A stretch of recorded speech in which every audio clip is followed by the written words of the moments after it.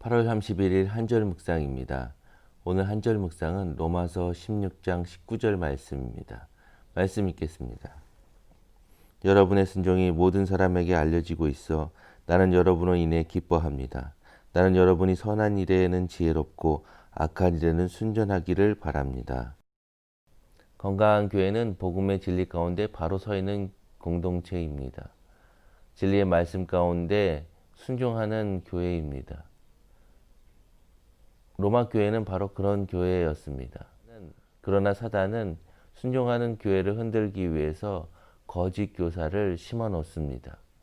그리고 그 거짓 교사의 미혹에 흔들리도록 분열하도록 만듭니다. 거짓 교사의 미혹에 흔들리지 않기 위해서는 복음의 진리 가운데 바로 서 있어야 합니다. 진리의 말씀이 내 마음 가운데 있을 때 흔들리지 않습니다. 그 말씀 가운데 순종하며 살아갈 수 있습니다. 하나님의 진리의 말씀 가운데 순종하고 있는 성도는 선한 일에 지혜로워야 한다고 말합니다. 선한 데 지혜롭다는 것은 복음에 대한 이해와 자신이 믿고 있는 믿음에 대한 확신이 있어야 합니다. 복음이 아닌 거짓에 대해서 분별할 수 있는 것을 말합니다. 공동체가 성장하고 사역하다 보면 본질이 아닌 것으로 갈등하게 됩니다. 문제의 시작은 아주 사소한 일로부터 시작됩니다. 그 사소한 일로 인해서 공동체가 갈등하고 다툼이 일어납니다.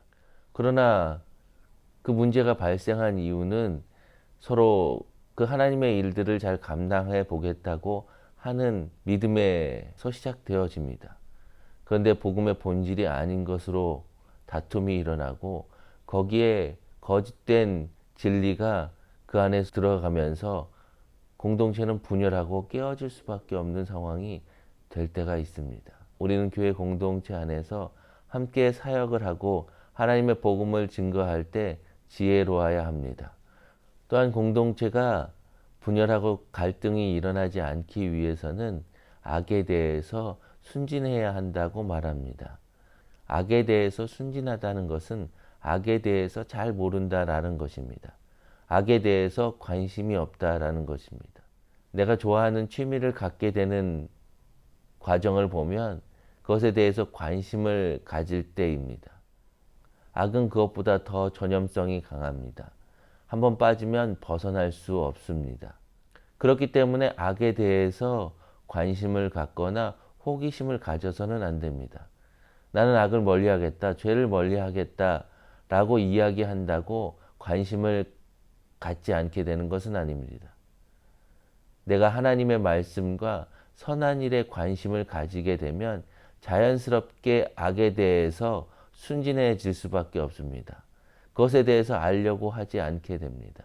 성도 여러분, 하나님의 말씀 가운데 더 관심과 열심을 가지십시오. 하나님의 선한 일에 최선을 다할 때 악에서 멀어지고 하나님의 순전한 사람으로 살아갈 수 있습니다. 오늘도 진리의 말씀을 붙잡고 하나님의 선한 일에 지혜롭게 감당하는 저와 여러분 되시기를 축원합니다.